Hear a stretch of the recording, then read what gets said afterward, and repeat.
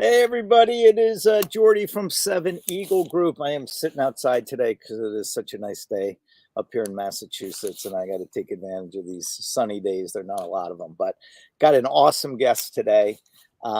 You guys are going to love this guy. 7 years in the United States Army and Human Intelligence Collection. Um, just had an incredible career. I was looking at his bio of the places he's gone. He's been when he left the military, uh, worked in recruiting for companies like Airbnb, Amazon, Facebook, and now he is with Tesla as a senior recruiter in their manufacturing division. Lives in San Diego. Tesla.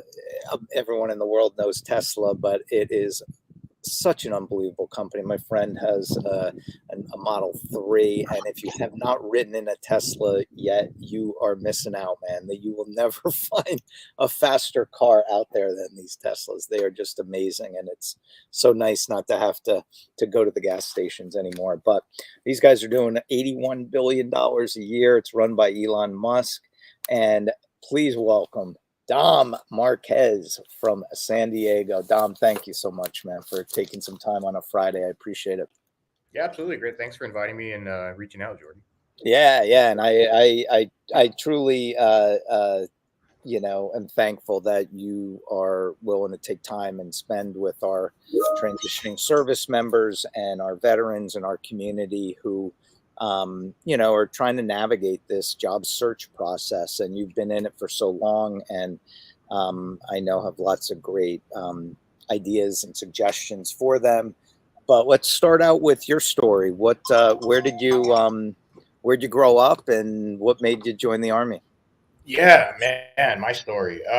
So I grew up in a little suburb in LA County. If you guys are familiar with Southern California, called Covina, California. It's basically rural suburb of LA. But grew up there. Really, what kind of slingshotted my path in the army, like so many of us veterans, was I was not a rock star student. So I lacked a lot of discipline in high school. I played water polo as a sport, and I think that really saved me and kind of introduced me to like an actual rigid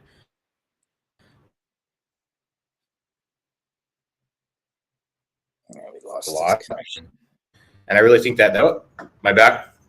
Yep, you're back. Go ahead. Can you get? You got it. Yep. But I think that really kind of set me up to do something in the military. I'd always been interested in the military. A couple of my uncles are vets, so it was always an interest of mine. And it was my senior year in high school, and I made the decision that I wasn't really ready to go to college or in a position to. So I enlisted in the army, and I looked at a couple different branches, but the army had guaranteed that one job, that you can pick. So I signed up for human intel at this point. This was like 2006, so big surge they're in Iraq at this point, and they were really pushing for my MOS. So that essentially got me in there. Did a couple of deployments to Afghanistan, did a couple of TUIs to Thailand, the Philippines, but my unit was mainly supporting user pack. I think really what kind of catapulted just life experience was being able to work with JSOC on a couple of those, and I think that really just kind of allowed me to experience what I was capable of, versus just kind of riding the standard. Yeah. So that pretty much was my military career. I don't want to spend too much time on that, man. But after I got out, the transition piece for the vets watching right now, I'm not gonna lie, that was probably the most difficult part.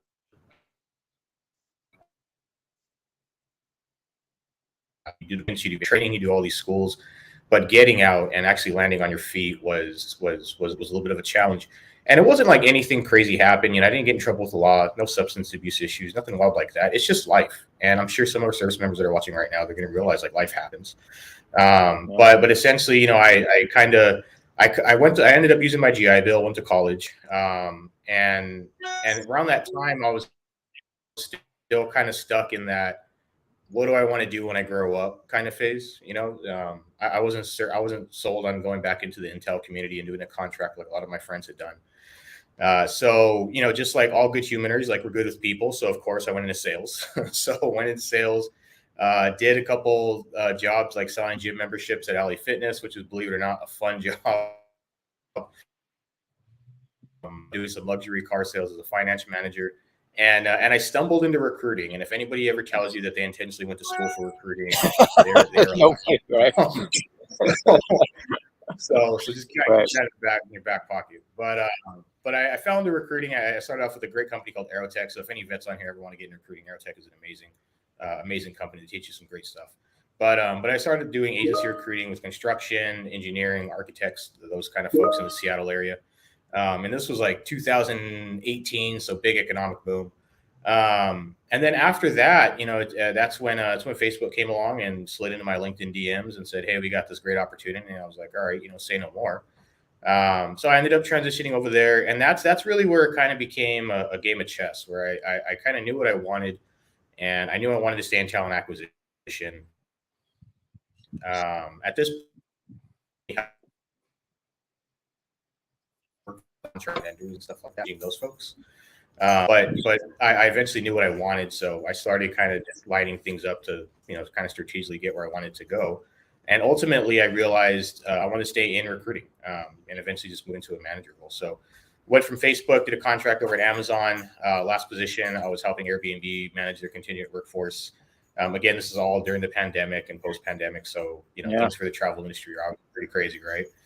And then I had some friends, actually a lot of friends, almost an entire team that I used to work with.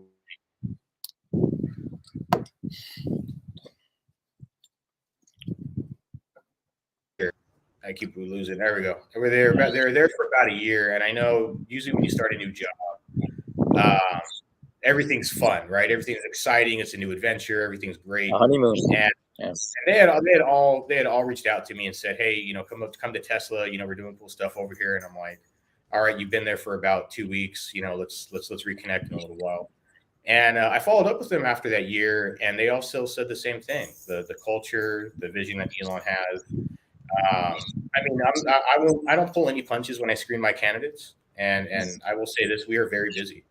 It is not a company where you grow and you go and you essentially put yourself on cruise control. You have as much empowerment to work on projects and initiatives. Like for example, right now I'm working on a couple projects at the company level.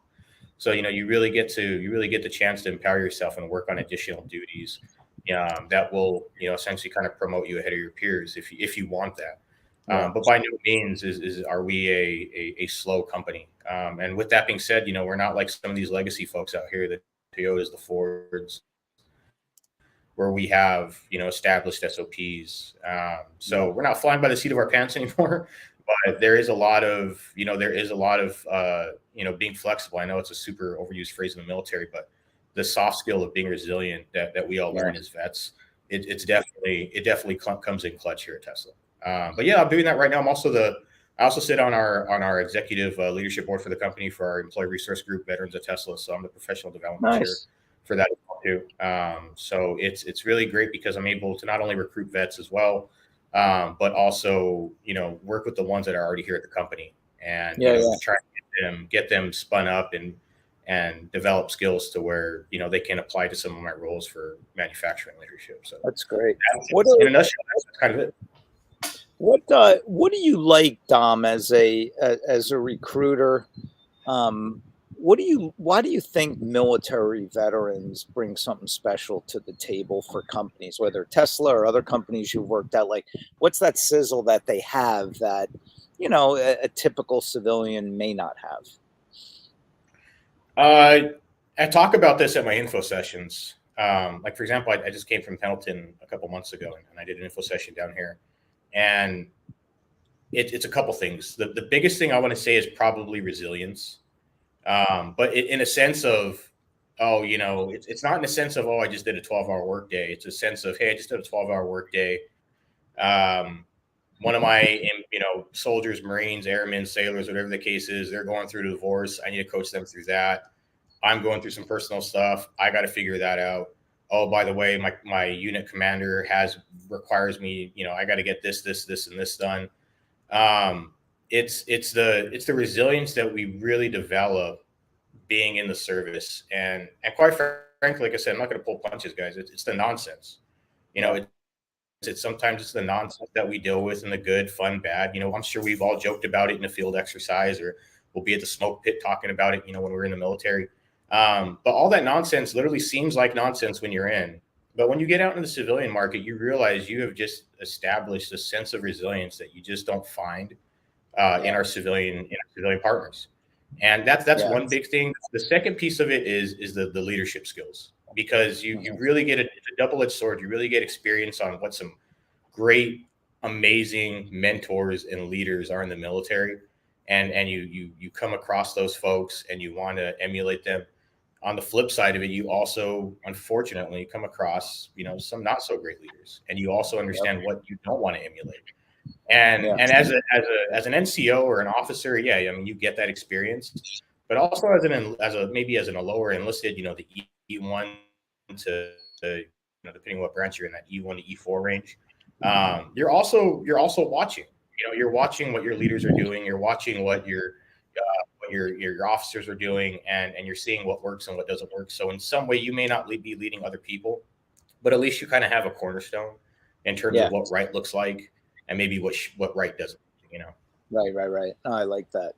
And I'm thank you for what you're doing at Tesla to bring on military and build that community there. I think that those resource groups are great. It's just a nice support um, for all the people coming in. But so what I want to do now is I want to invite, we at Seven Eagle Group, we help military veterans get jobs, but we also work a lot with hundreds of transitioning service members every year and helping them with their their launch into their civil post military career. And we have some of them here with us today, and I'm going to invite them into the room now, and they're each going to ask you a few questions that they might have. Great. And if anybody who's watching this, if you have questions, please throw them in the chat, and we'll do our best to get to those and ask Dom as long as we have time. So, yeah, Jethro, bring in the crew that we got, and we'll get cranking. So, Dom, I'm going to start off with Faina.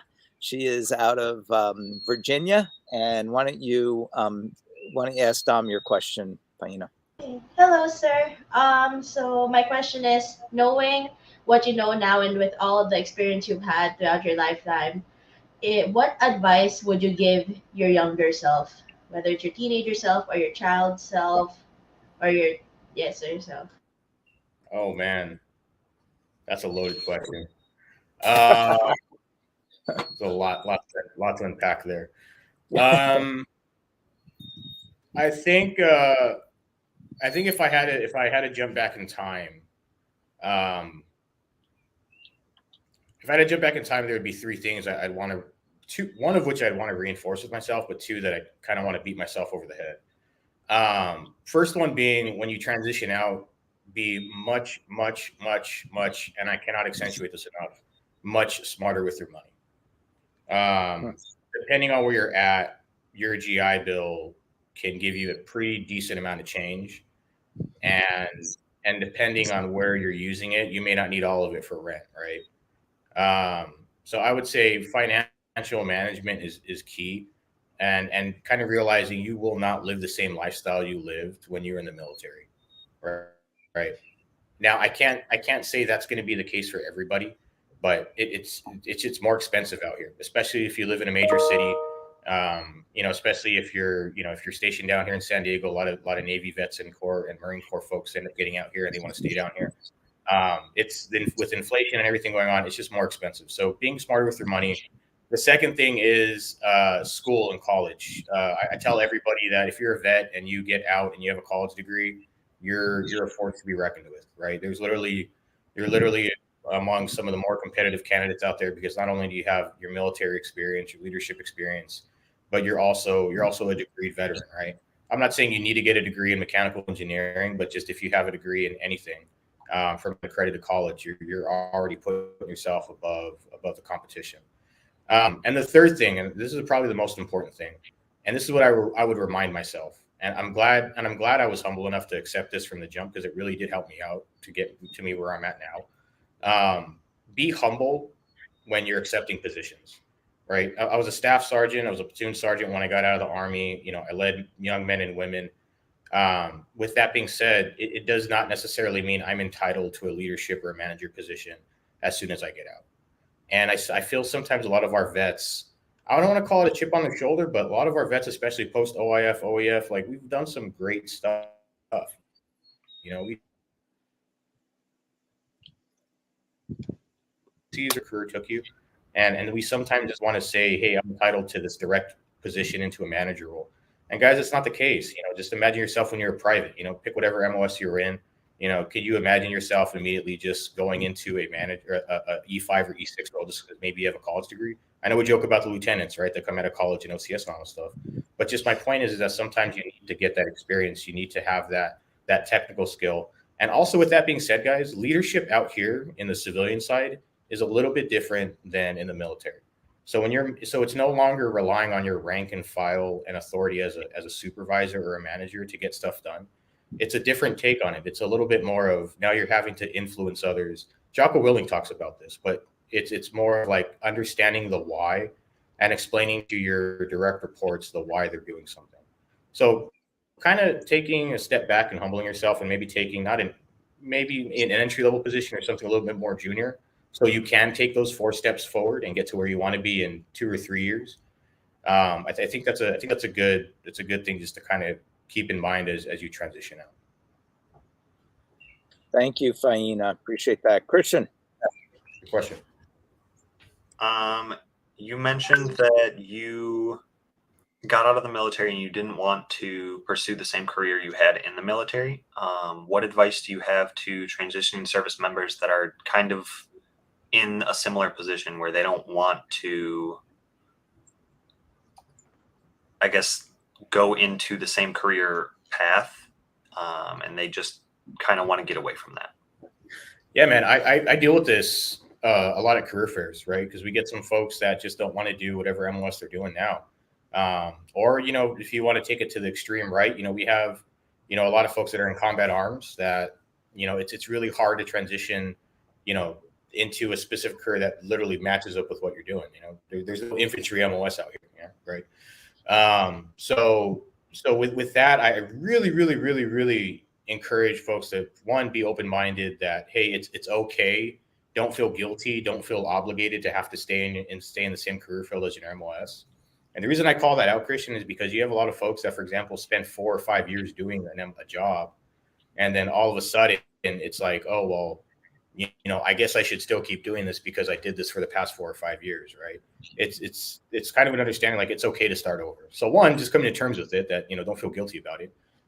2, just be, again, kind of going back to what I said for Fana's question, be open to humbling yourself and taking an entry-level position to move into something you want. Now, am I saying go and jump in straight into the fry cooker job at McDonald's? No, probably not. No disrespect to McDonald's, but, just kind of be smart about what you want to apply to. But for example, and I'm gonna give a quick Tesla plug here, but for example, Tesla, like we hire veterans into our supervisor roles. I specifically hire them, but like I hire veterans into our supervisor roles because it's one of those positions where we're flexible enough to lean on somebody's soft skills, their leadership skills, their resiliency, and the technical skills. We can literally do OJT, on the job training, right? Nobody knows how to build a Tesla out coming from the street, right? Even if you come from Ford, you don't know how to build a Tesla. Production process, totally different. So having the flexibility to kind of target those jobs and just really get curious when you're interacting with recruiters or folks from other companies. Just start being intentional with the connections you make on LinkedIn, the connections you make in the career field, and just make sure that you're researching and doing your due diligence on the career that you're looking for. That way, when you come to the table and you're having conversations with somebody in a new industry, you're really bringing some confidence, and you're also showing some initiative that you've taken and saying, hey, I've looked into your career field. I have an idea of what you guys do. I'm proactive in it. This is why, you should look at hiring me into this entry level position, even though I don't have any experience in the past. Is it going to be easy? No, absolutely not. But, we're vets. We're not used to easy, right? It is what it is. So I would probably say that's probably just a quick high level, like, good way just to get yourself started. And if you don't know, ask. I mean, I'm a resource. A lot of veterans or just recruiters here at Tesla, like we're more than happy to connect with our vets out there, and any recruiter for that matter, right? I mean, I don't know a lot of recruiters that would be hesitant on taking new candidates to fill their positions. So definitely reach out and be curious and ask questions. That's good. Thanks, Christian. Jason. Hey, how you doing, Mr. Marquez? We doing good. How you doing, Jason? Good. So my question to you is, what are those key terms or skills that you look for when you're hiring on personnel for Tesla? Another great question. I would say the biggest one that stands out is ownership, being a servant leader and understanding what that means. And I would say a third one, if I had to throw another one out there for numero dos, I would say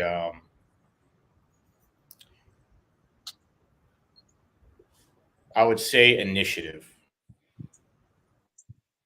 That's a good one. Cool. So I know those are kind of like, well, we all have those, right? But I'll kind of give a quick story. The thing with ownership, the reason I call that out, and I'm a big Jocko fan, or we're trying to get Echelon Front over at Tesla to do some training.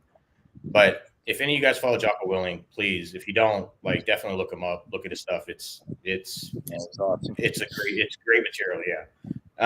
But ownership, I read his book Extreme Ownership after I got out of the military. Right, I was actually at Aerotech, and my director of business, he knew about Jocko. I'd never heard of the guy, and he knew about Jocko, and he had all of our managers, all of us read Extreme Ownership, and it really, and again, this is post-military, right? I've been an NCO, I've led people, went on deployment, all that good stuff, and it really changed my life in the way I perceive things in terms of, am I really taking ownership of my actions? And I remember even back when I was an NCO, like there were times where no, I did not take ownership of my actions, right? So just because you're coming out of the military doesn't mean you got it down pat and it's proprietary. There's still a lot of development there. And I say ownership because here at Tesla, you really like the stage that the company is in right now, we have very, very, very great technical expertise, right? We got great production associates that know their job inside and out. But because of the clip that we're growing, we really need strong leaders, and having ownership and understanding, when things go sideways, it's on you, right? We don't have the room for excuses. And taking that and combining that with being a servant leader, that's really what I look for when I screen my manufacturing leaders. And just to kind of give you guys a heads up, I screen our leaders for all of our general assembly and all of our body and white lines. So basically all the vehicles our company pumps out for Fremont, I own the hiring for those manager roles. So when I'm screening our managers at different levels, like having stories of where they've taken ownership of an incident, they didn't pass the buck. That's an immediate green flag for me. I say servant leadership, understanding what being a servant leader means versus the basic, well, I just got to make sure my guys and my soldiers or sailors have what they have, and that's it. Yeah, but what does that mean, right? Like sometimes you may not get something. How do you overcome that? Sometimes it just may not be on the technical side. Sometimes you need to kind of bridge that gap and understand that you have stuff going on in your people's lives outside of the workplace that is impacting them. How can you serve them and be a servant leader to make sure you can kind of remedy that within your power? And then the last thing, initiative. I would say that a lot of folks sometimes get to a place in their career where they kind of put autopilot on and they're on cruise control and they're just doing their thing. But really what makes folks stand out here at Tesla is taking initiative. If you see an issue and if you see a process or something that you can improve, it's really on you to tackle that. Like if I could get process improvement tattooed across my chest for Tesla, that would probably be it. But it's really having initiative to tackle something. But most importantly, it's having the initiative to tackle something and you don't even know how to get it done, right? Like it's easy to do something somebody else has done, but it's a whole entire different story when there's something that needs to get fixed and you don't have that SOP, you don't have that playbook, and you got to nug it through and you got to figure it out for yourself. And I would say that's true almost anywhere. You could take that and you can implement that at any company. But that is ultimately what I've learned separates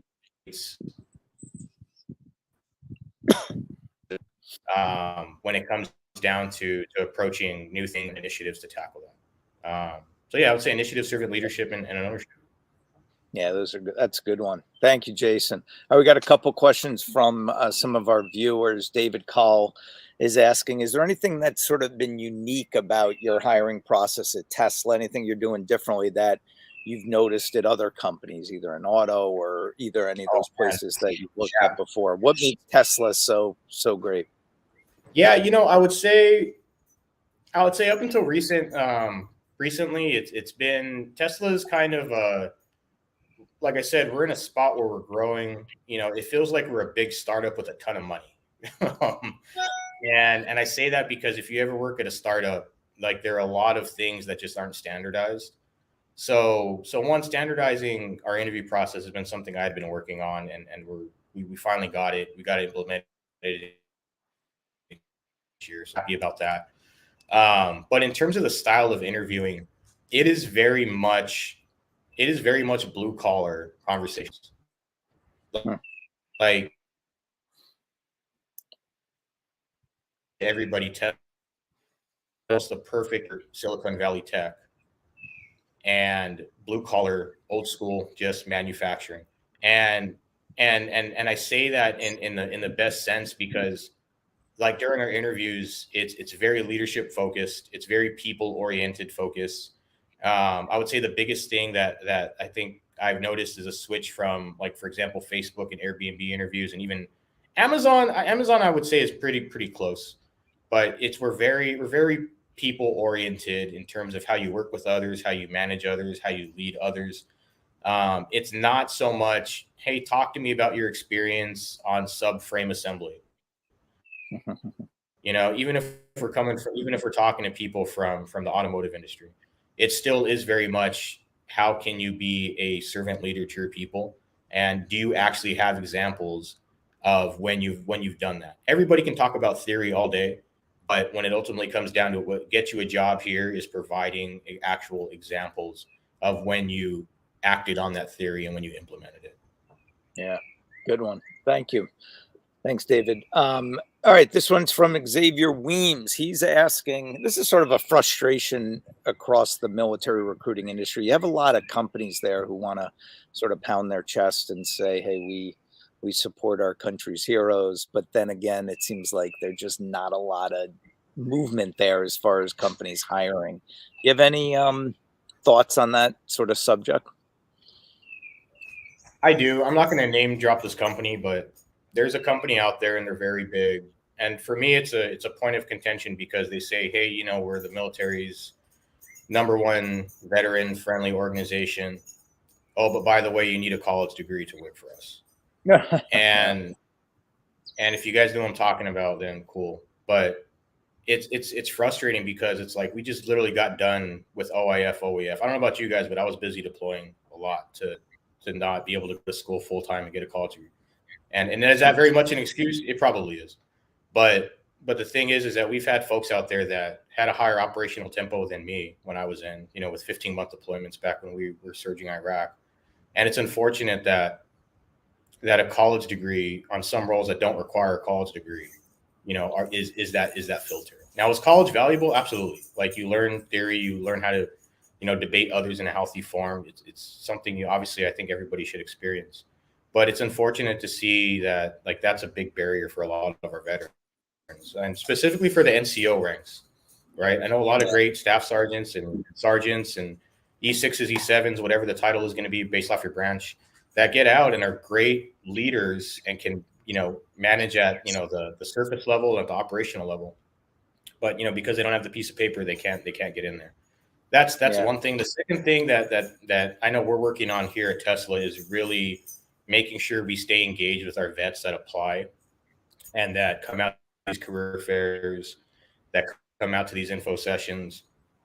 And ultimately, it's sad, but it's even worse now, based off of, I'm sure you guys have seen the layoffs, and if you're on LinkedIn even a little bit, like, you see how much talent acquisition is just getting axed. Usually we're the first ones to get cut, whenever something happens. But it's sort of just making sure we have the manpower and the bandwidth to stay up to date with those programs and to make sure that we're following up with folks that do apply. Yeah. I know a pet peeve of mine are the companies You that. know, to Oh, I'm sorry. Were you done? No, I was going to say that the Oh, best thing to kind of remedy that is really just continue to stay engaged with the recruiter. yeah. I will never get annoyed or upset if I have somebody reaching out to me because they haven't gotten a response from my company. Right. You know, I may not get back to you within the hour, but I promise you, like, I will get back to you at least within the day. But just continue to stay engaged with the recruiting teams you work with. Understand that it is a game of patience. We only have so many slots that, you know, we can fill. And then when it comes down to matchmaking with veterans, you know, just like Christian had said earlier, sometimes, you know, you may not be the most competitive candidate at that time, right? Because you may be entering a new industry, or maybe, you know, we're waiting on headcount, or we're waiting for a role to open up. There's a lot of logistics that go in the background of it that, you know, we're obviously not putting forth on the front end. So it's definitely a fickle game. It's definitely something I know Tesla is working on. It's something that I'm trying to kind of initiate best practices, you know, being part of the ERG, with our diversity, equity, and inclusion partners, that we're trying to scoop up as many vets that we can, into the company, because whatever role we have, whether it's an entry level production associate role or it's a manager role, 100% there's tons of value to be found there. That's great. One of my gripes are companies that promote how veteran friendly they are, but then their only jobs they're offering veterans are $12 an hour. You know, doing some Yeah, grunt, and you know, I don't know. and I can say, and that's one cool thing about Tesla. And anytime I go to my info session, here if you want to work for us, it and our starting pay, talking to the company as well too. And this is like entry level, right? Like production What was associate that stuff. price? What was that fee? You don't You need got any. cut off. You don't need any. Oh, I was gonna say our starting positions for Tesla, we have production associate roles. Like, they're, you know, if you want to think of the worker bees, right? They're the ones actually building the cars. Yeah. We're starting them off, I believe, at like 21 and change. And then if you work nights, you're up to 23 an hour. And and I know it doesn't, you know, it's obviously not six figures, but if you're looking at comparative, you know, comparative to some of the other companies, it's a pretty competitive wage. And then on top of that, all of our associates, when you guys get hired, they get stock in the company. I think they get like about $6,000 right off the bat. Full benefits, right? They don't have to pay for dental, vision coverage. Dependents can be enrolled and stuff like that too. So it's nice and competitive. If you're literally somebody that just got out of the military, maybe you're an E2, E3, you got out early, you know, for whatever reason, or you just, you know, whatever the case is. It's not just, like I said, you know, it's not the fry cooker job at McDonald's. You know, you actually got your foot in the door to step into a career. But yeah, Jordy, it's the same frustration, man. I see that all the time. And not just any career, Dom. I mean, you're talking about a career that is absolutely exploding, as Biden just said. All cars in the next 7 years, most of them have to be electric. So it's probably the closest thing to job security you can get, I would think. But one last question, then we're going to let you jump. So Victor Chavez, he is asking, if somebody were to come in at Tesla at, say, one of these, you know, let's call it entry level positions. What sort of training do you guys offer, and what can that career path look like for somebody who performs? I mean, you're going to hate this answer, but it depends. Yeah.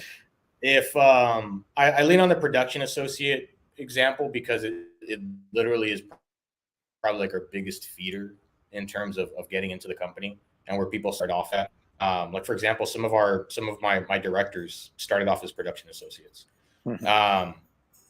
But essentially, when you come in, the job, a lot of it is on the job training. You know, you're essentially partnered up for 2 weeks with specific lead production associates that will train you up on different stations. That will, you know, show you kind of the ins and outs of what stations you're responsible for, stuff like that. And then that's essentially it. You know, I'm not gonna lie, like, you're drinking from a fire hose. But at the same time, though, I mean, that's just kind of the ramp up that you have to go through. Now, production associates, that career path, if you want to stay in manufacturing, will lead to a production supervisor role. Like, those are the roles I hire for.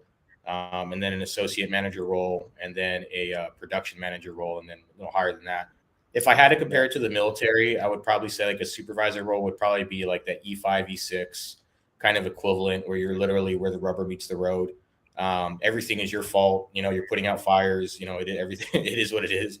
And you're typically managing about 30 associates. The next level above that would be an associate manager role. That's where now you're kind of looking at that E7, maybe platoon sergeant, E7, E8 type role, where now you're a leader of leaders, right, at this point. And then above that is a production role. We have very few of those because they essentially handle shifts, right?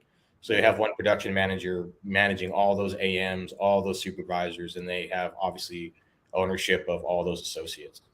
So but I mean, if I were to tie money to that, I mean, you can step into a soup role and you're close to six figures. You go to an AM role, now you're punching past six figures.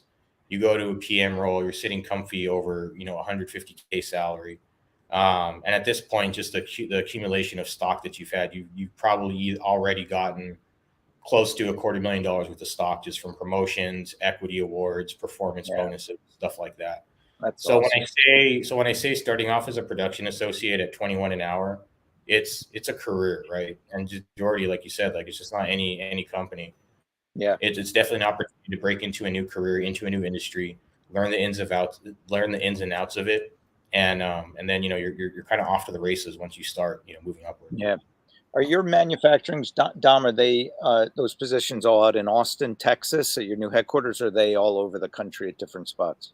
Yeah, great question. So they're all over the country based off where our plants are at, right? So we have a plant. The plant that I support is in Fremont, California. It's about 20 minutes north of San Jose, California. If you guys are familiar with the Bay Area, the other plant we build vehicles out of that, out of the Fremont plant. We have another plant in Reno, Nevada, Sparks, Nevada. That one is that's where we build our semi trucks out of now. Build mega packs, so basically it froze over. No offense in Texas, but basically all of those big packs that we deployed there. And then we have a plant in Lathrop. Again, they build more battery packs. That's in Lathrop. It's still kind of in that same Bay Area. And then Austin, Texas, obviously is where our headquarters is at. We build the Model Y, and we're going to be building our Cybertruck out of the Austin, Texas plant. And then our last plant is in Buffalo, New York. That's mainly a lot of solar. So if you guys are coming out of Fort Drum or you like the snow, Buffalo, New York is your place. And then soon to be Monterey, Mexico. That's going to be the location of our newest plant. Nice. That is awesome.